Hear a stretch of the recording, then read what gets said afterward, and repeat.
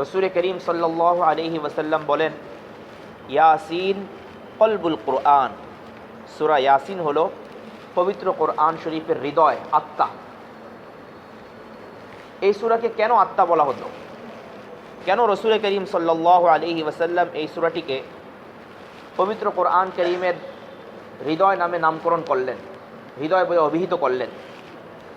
মুফাসসিরিনে কেরাম বলেন যে এই সূরার মধ্যে যে বিষয়টি নিয়ে বেশি আলোচনা হয়েছে সেই প্রসঙ্গটি হলো আখিরাতের প্রসঙ্গ, কিয়ামতের আলোচনা, হাসর নাসরের আলোচনা, এই বিষয়ে আলোচনা হয়েছে।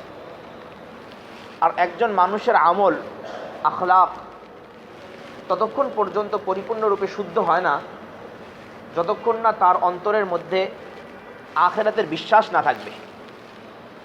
আখিরাতের বিশ্বাস যার অন্তরে যত বেশি, আল্লাহর সামনে আমাকে হাজির হতে হবে, আল্লাহর সামনে আমাকে দাঁড়াতে হবে, একদিন হিসাব নিকাশ হবে, এই বিষয়গুলোর বিশ্বাস যত বেশি মানুষের অন্তরে, ওই লোকটা তত বেশি খারাপ কাজ থেকে বেঁচে থাকে এবং ওই লোকটা তত বেশি ভালো কাজ করতে থাকে।